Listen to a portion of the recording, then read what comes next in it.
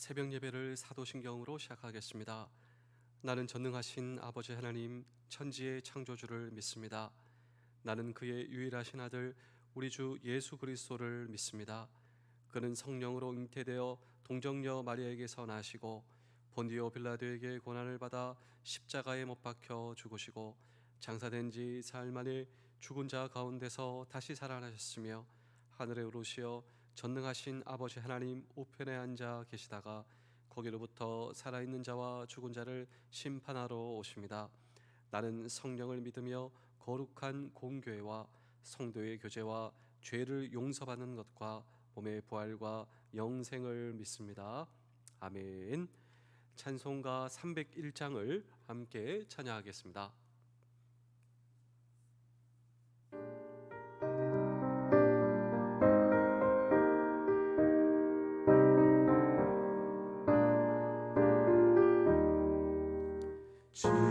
지금까지 지내온 것 주의 크신 은혜라 한이 없는 주의 사랑 어찌 이루마하랴 자랑해라 주의 손이 항상 모든 일을 주 안에서 형통하게 하시네.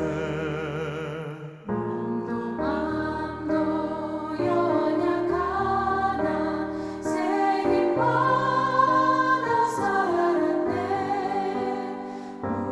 물붓듯이 부으시는 주의 은혜 족하다. 사랑 없는 거리에 난 험한 산길을 갈 때 주의 손을 굳게 잡고 찬송하며 가리라.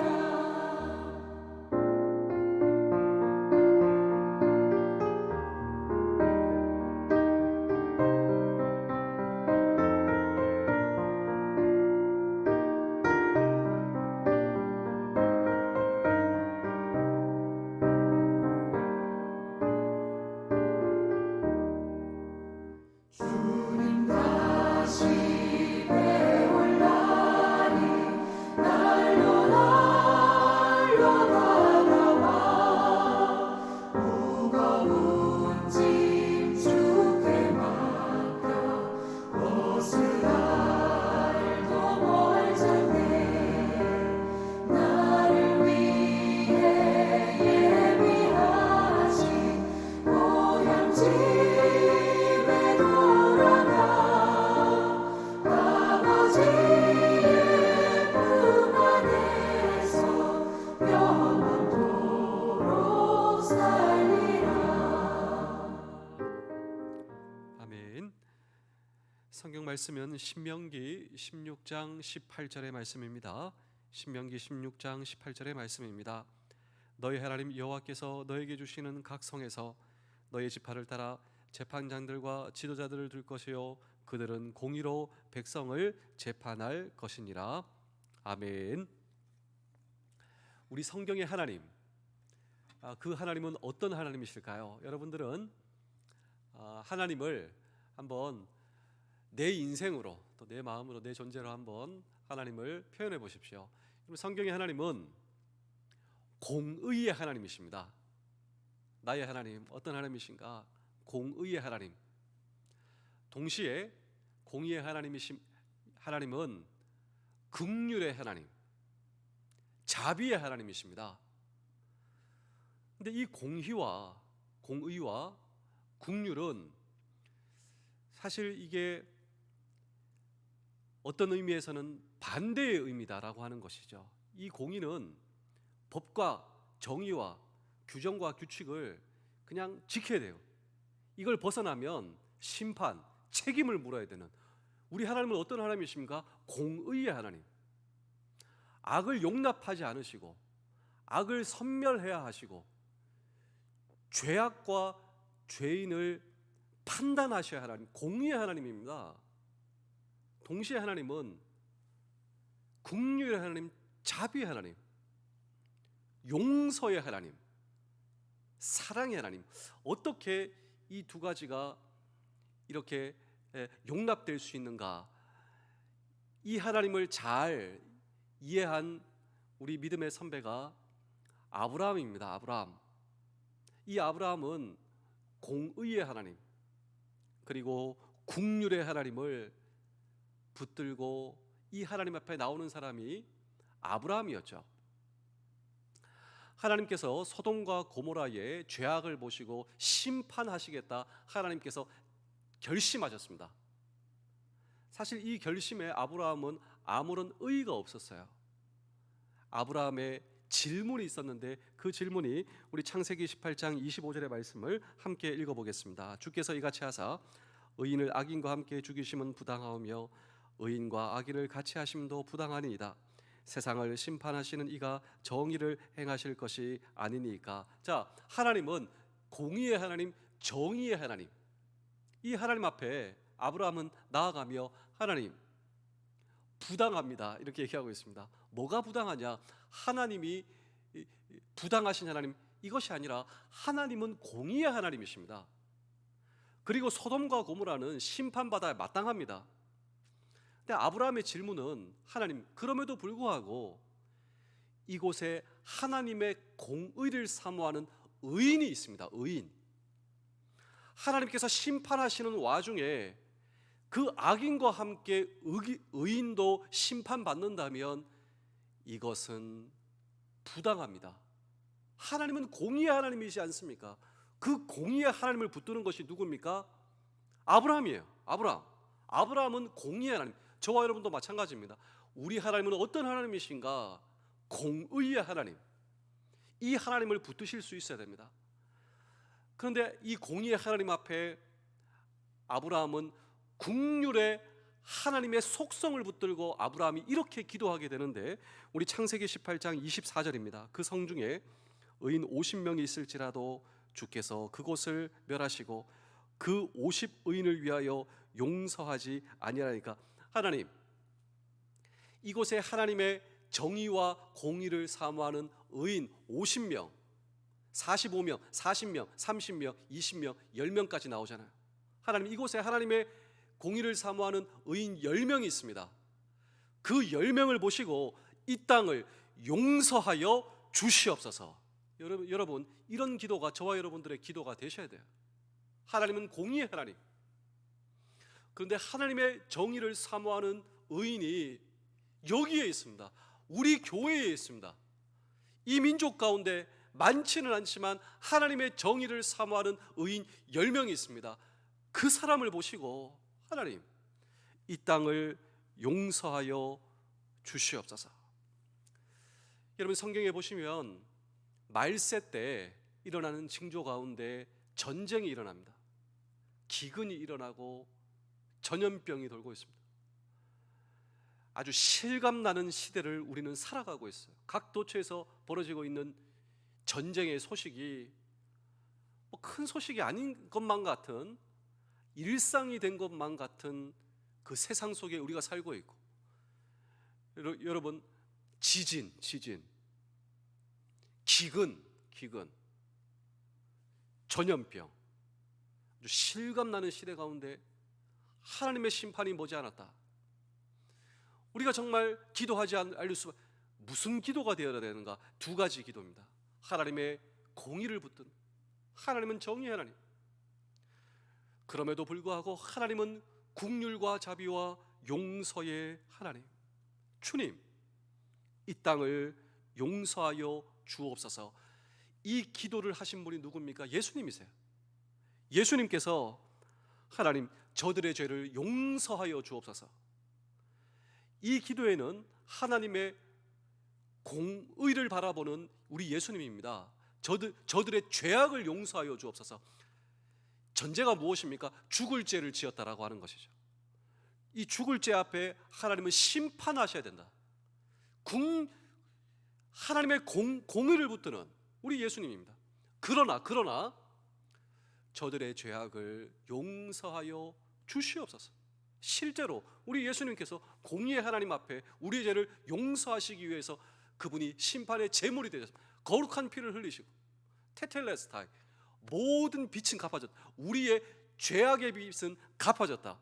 하나님께서 그러므로 우리를 볼 때 의롭게 여기신다. 한 번도 죄 짓지 않는 것처럼 우리를 봐주시는 것이 하나님이에요. 그 하나님 앞에 하나님의 공의를 붙들고 하나님의 긍휼을 붙들고 기도하시는 저와 여러분 되실 수 있기를 주의 이름으로 축복합니다. 여러분, 사실 이 복음이란 놀라운 것이죠. 뭔가를 칼로 잘라서 이게 아니라 복음은 공의의 하나님, 그리고 긍휼의 하나님을, 그 하나님이 나의 하나님, 이 복음이 놀라운 거예요. 하나님 이 땅을 용서하여 주옵소서. 그 하나님과 하나님의 공의와 긍휼의 혜택을 입은 저와 여러분, 그 하나님이 우리 하나님이세요.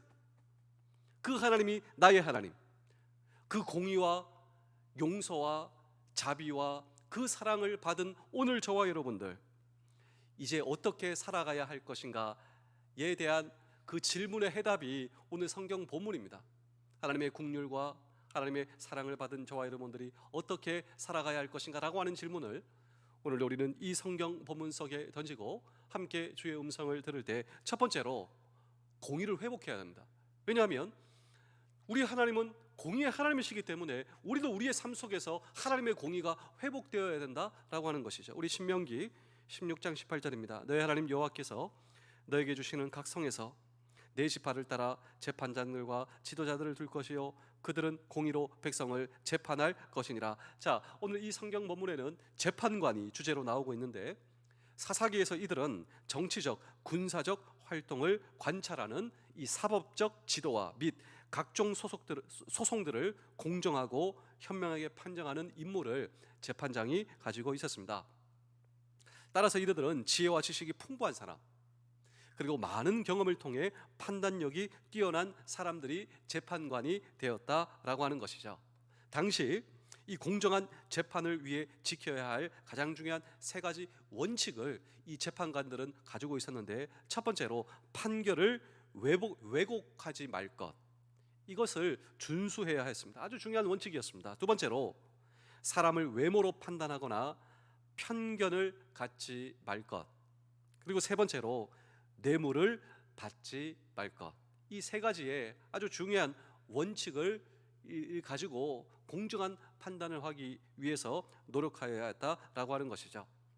여러분, 한 사회의 사법적 정의가 공동체의 질서와 평화에 얼마나 중요한가 우리가 이 말씀을 통해 깨닫게 되는 것입니다. 그래서 우리 신명기 16장 20절의 말씀을 보실까요? 너는 마땅히 공의만을 따르라. 그리하면 네가 살겠고 너의 하나님 여호와께서 너에게 주시는 땅을 차지하리라. 자, 반드시 공의만 따라야 한다. 성경은 강조하고 있습니다. 공의로운 판결을 행하는 것이 여호와 하나님께서 주시는 약속의 땅에서 생존하는 것이다 라고 하는 것이죠. 그리고 그 땅을 차지할 수 있는 조건이 공의로운 하나님을 닮아 우리의 삶 속에 하나님의 공의를 실천하는 것이다 라고 하는 것입니다.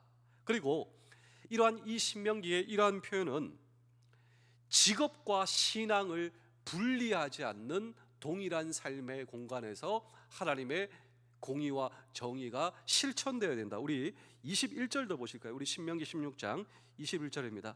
너희 하나님 여호와를 위하여 쌓은 제단 곁에 어떤 나무로든지 아세라상을 세우지 말며, 갑자기 우상 숭배가 금지하는 것이 등장하고 있습니다. 이유가 있는데, 고대 이스라엘에서 사회, 종교, 문화, 정치, 경제가 모두 연결되어 있었다라고 하는 것이죠. 재판관은 정의만 지킬 것이 아니라 올바른 신앙을 보호해야 할 의무도 함께 가지고 있었다라고 하는 것입니다. 그렇다면 우리 사랑하는 성도 여러분, 이렇게 말씀하신 하나님, 그 하나님은 공의의 하나님이십니다. 그러므로 우리를 불러주신 모든 삶의 마당, 그 마당이 직장이든 부대든 가정이든 사업의 터전이든, 내가 가장 높은 사람은 아니지만 나에게 주어진 다양한 것들이 있습니다. 힘이 있을 수도 있습니다. 그것을 나의 탐욕과 야망을 위해 사용하여 법을 오남용하는 것이 아니라 공정한 질서와 안전망을 세워가며 하나님을 두려워하고 사람을 두려워할 줄 아는 작은 지도자가 오늘 저와 여러분들이 되어야 한다라고 하는 것입니다. 이런 나를 공의의 하나님께서 지금 보고 계신다. 그리고 이런 하나님 앞에 설 수 있는 저와 여러분 될 수 있기를 주의 이름으로 축복합니다. 그래서 코람데요, 종교개혁자들이 나는 하나님 앞에 서 있다, 코람, 서 있다, 데요, 하나님. 근데 여기서 끝나는 것이 아니라 하나님 앞에서 일합니다. 어떻게 일합니까? 공의의 하나님을 닮아 하나님의 공의와 정의를 세워가겠습니다. 이 말씀 앞에 결단하는 우리 모두 되실 수 있기를 주의 이름으로 축복합니다. 두 번째로 하나님의 국률을 구하며 국률의 사람이 되어야 합니다. 우리 신명기 16장 21절에서 22절을 읽겠습니다. 너희 하나님 여호와를 위하여 쌓은 제단 곁에 어떤 나무로든지 아세라 상을 세우지 말며 자기를 위하여 주상을 세우지 말라. 너희 하나님 여호와께서 미워하시니라. 여기 보시면 아세라 상이 나오는데요, 이 아세라 상은 우상이죠. 당시 이 가나안 땅에 가나안 종교의 핵심은 풍요입니다. 바알, 아세라, 풍요의 신, 그 신 앞에서 그 신의 도우심을 구하기 위해서 그들이 하는 제사가 음란 행위였다라고 하는 것이죠. 이런 모든 문화와 그리고 이 하나님을 배척하는 풍요의 신, 그러니까 돈이 최고다, 경제가 최고다, 이 시대도 예외가 아니죠. 아주 실감나는, 그러니까 이 경제와 돈이 최고고 음란의 문화가 판을 치고 있는 이 시대와 그 시대가 다를 것이 무엇인가. 그래서 오늘 이 말씀을 보시면 여러분, 우리가 아세라만 보면 안 돼요. 뭘 보셔야 되냐면 자기를 위하여, 여러분 사실 이 자기를 위하여 자기를 기쁘게 한다, 자기를 기쁘게 한다. 그런데 이것을 여호와께서 미워하신다라고 하는 것입니다. 자기를 위하여 사는 것. 사실 풍요, 말이 풍요지요. 뭐 때문에 풍요하려고 하는가? 자기 중심. 돈이 최고다 하는데 여러분, 사실 돈이 목적은 아닙니다. 사람들이 돈이 목적이라고 하는데 왜 돈이 목적이라? 궁극적으로 자기를 위하여, 자기를 위하여. 모든 것이 자기를 위하여. 근데 이 모든 것을 우리 하나님께서 어떻게 하신다고요? 미워하신다. 제가 이 말씀을 보면서 제 마음속에 다가오는 하나님의 음성이 있는데요, 반대로 하나님께서 기뻐하시는 것이 있어요.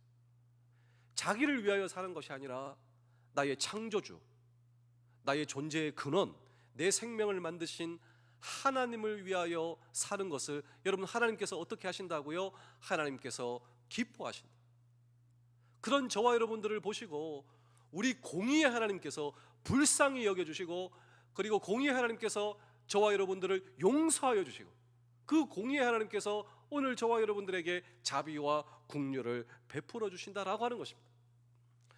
이 신명기서를 하면서 반복적으로 말씀을 드리는 이 중요한 이 성경의 중점, 이 화두 가운데 우리 하나님께서는 사람을 외모로 보시는 것이 아니라 오늘 저와 여러분들의 중심을 보신다 말씀을 드리고 있습니다. 이 중심이 우리의 속사람, 우리의 내면, 하나님께서 감찰하시고 우리의 중심을 보시고, 그런데 이 중심에서 자기를 위하여 기쁘게, 아세라와 바알과 풍요가 최고다. 우리가 오늘 이 예배의 자리에 나와 있지만, 하나님께 예배한다고 하지만 이 중심은요, 세상의 것으로 가득 차 있고 세상의 것을 추구하는, 근데 우리 하나님께서 어떻게 하십니까? 우리의 중심을 보신다. 우리가 처해 있는 삶의 현장이 비록 고통과 외로움과 이런 환경이지만 우리의 내면은 하나님을 바라보고 있어요. 하나님, 내 인생의 존재 근원은 하나님, 나의 찬양을 받아 주옵소서. 이런 우리의 중심을 보시는 하나님께서 여러분 기뻐하시고, 그 하나님께서 우리에게 자비를 베풀어 주신다. 공의의 하나님께서 우리의 삶을 보시고 자비를 베풀어 주신다. 여러분, 이 공의의 하나님이 오늘 저와 여러분의 하나님, 이 자비의 하나님이 오늘 저와 여러분들의 하나님이신 줄로 믿으시기 바랍니다. 저는 오늘 이 설교의 화두를 여러분 정말 하나님의 공의를 붙들고 하나님의 자비를 붙들고 기도하는 우리 믿음의 조상 아브라함의 이야기를 말씀을 드렸습니다. 소돔과 고모라 심판받아야 마땅합니다. 이것에 의의가 있는 것이 아니에요. 하나님께서 결심하셨습니다. 하나님의 결심입니다. 그러나 하나님, 이곳에 하나님의 공의를 사모하는 의인들이 있습니다. 이 의인들이 죄인과 함께 심판받는다면 이것은 하나님의 정의가 아니지 않습니까? 그 의인을 보시고라도 주여 이 땅을 용서하여 주시옵소서. 이 아브라함의 기도가 우리 믿음의 선배들의 기도였어요. 1950년 6월 25일 6.25 전쟁 가운데 정말 적들은 81일 만에 낙동강까지 오게 되었습니다. 부산만 남았습니다. 이것이 1950년 6월 25일 날 시작된 6.25 전쟁 3달도 되기 전에 이 나라가 다 점령당했어요. 부산만 남았습니다. 함락되면 끝입니다. 이런 절대 절명의 처지 가운데 목사님들은 뭐하고 있었는가? 믿음의 지도자들은 뭐하고 있었는가? 그때 부산의 대신동 초등학교라고 있는데 그곳에 모여서 금식하며 기도를 하였는데요, 그 기도 제목이 2가지였습니다. 첫 번째로 하나님의 공의를 바라보며, 우리 하나님은 어떤 하나님이신가? 우리 하나님은 공의의 하나님. 두 번째로 우리 하나님은 어떤 하나님이신가? 우리 하나님은 자비의 하나님. 하나님의 결심과 그리고 하나님의 섭리에 우리는 순종하는 하나님의 백성들입니다. 그러나 하나님, 이곳에 하나님의 공의를 사모하는 우리 남편이 있습니다. 우리 자녀가 있습니다. 하나님의 공의를 사모하는 우리 성도들이 있습니다. 이들을 보시고 하나님 이 땅을 용서하여 주시옵소서. 용서하여 주옵소서. 여러분, 전쟁 가운데 우리 신앙의 선배들이, 우리 아버지 어머니가 할아버지 할머니 이런 기도를 했어요. 하나님 이 땅을 용서하여 주시옵소서. 장마철이었습니다. 예전에 우리나라에 이 장마철이 얼마나 그냥 지독한 비가 왔습니까? 그래서 이 미군의 B-29 폭격기가 뜨지 못하고 우리를 도와주지 못했습니다. 근데 이 기도를 하면서 정말 거짓말같이 3일 동안 그냥 비가 오지 않고 아주 쨍쨍한 날씨가 되었대요. 그래서 미국의 B-29 비행기 전폭기가 떠서 낙동강에 진을 치고 있는 적들을 3일 동안 폭격을 하게 되고, 그래서 낙동강 전선을 건너지 못하고 부산이 보존되는 기적과 같은 사건이 그때 일어났다. 그런데 그때 거기서 기도하는 사람들, 하나님, 이곳에 하나님의 정의와 공의를 사모하는 하나님의 사람들이, 그들을 보시고 이 땅을 용서하여 주시옵소서. 이런 기도를 했던 사람들은 그들의 기도를 향한 하나님의 응답이었다. 우리의 기도를 들어주셨다. 공의의 하나님, 국률의 하나님께서 우리의 기도를 들어주셨다. 그들은 그렇게 고백하고 있는 것입니다. 조금 더 지나서 이 부산에 피난민들이 몰려오기 시작했는데 사람들이 갈 데가 없잖아요. 그래서 이 부산의 사람들이 마음이 넓어요. 부산의 교회들이 교회를 오픈하고 피난민들을 초청하고, 여러분 그때 거기서 그 교회에서 기도하는 사람들, 경남도지사 양성봉 장로님도 있고 거기에 이승만 대통령도 참석하시고, 이 나라를 불쌍히 여겨 주시옵소서. 또 이런 기도 가운데 예측하지 못한 사건이 바로 메가더 장군의 인천 상륙작전입니다. 그 상륙작전은 전문가들은 말도 안 된다, 성공 확률이 없다라고 하는 것이죠. 그런데 그것이 성공하고 기적적으로 전세를 뒤집어 엎고 이 땅이 자유가 보장이 되는 나라, 이 땅이 신앙이 보장이 되는 나라, 하나님께서 기적과 같이 이 땅을 지키셨는데, 그때 거기서 기도하는 사람들은 우리의 기도를 향한 하나님의 특별한 응답이었다. 그들은 고백하고 있습니다. 하나님, 이 나라를 버리지 말아 주십시오 라고 하는 안타까운 기도, 이 기도를 하나님께서 들으시고 그 공의의 하나님께서 이 땅에 하나님의 국률과 자비를 베풀어 주셨다면 오늘 저와 여러분의 가정과 부대와 지금 이 나라 이민족, 그 동일한 하나님의 긍휼과 자비를 비는 기도가 오늘 저와 여러분들의 기도가 되실 수 있기를 주의 이름으로 축복합니다. 기도하겠습니다. 하나님 아버지, 벌써 시간이 이렇게 지나고 있습니다. 매일 똑같은 하루를 살다 보니 잘 살고 있는지 의문도 듭니다. 지나가는 시간 가운데 오늘의 가치를 기억하는 하루 되게 하시며 하나님 보시기에 의미 있는 하루 되게 하여 주시옵소서. 오늘 꼭 해야 하는 중요한 일들을 지나치지 않게 하시며 업무만이 아니라 가족을 돌보는 일이든 누군가를 격려하는 일이든 또 하나님 앞에 나아가는 일이든 급한 일 때문에 중요한 일을 미루지 않게 하여 주시옵소서. 주님, 미래를 걱정하느라 오늘을 허비하지 않게 하시며 현재를 소중하게 여기고 충실되게 보내되 미래에 대한 소망을 주님 앞에 기도로 내어드리기를 원합니다. 하나님께서 오늘 제 앞에 보내신 사람들을 소중히 여기고 서로 사랑하며 위로하게 하시사 지금 내 앞에 있는 사람들에게 충실하지 못하면서 내일 더 나은 삶을 살겠다 장담할 수가 없습니다. 오늘도 하나님의 자녀로 부끄럼 없이 살기를 원합니다. 다른 사람에게 민폐가 아니라 도움이 되게 하시며 오늘도 공의의 하나님, 오늘도 긍휼과 자비의 하나님께서 주시는 힘으로 기운을 냅니다. 나의 모든 것 되시는 예수 그리스도의 이름으로 기도하옵나이다. 아멘. 오늘도 공의의 하나님, 오늘도 자비의 하나님께 기도하며 나아가겠습니다. 기도하시겠습니다.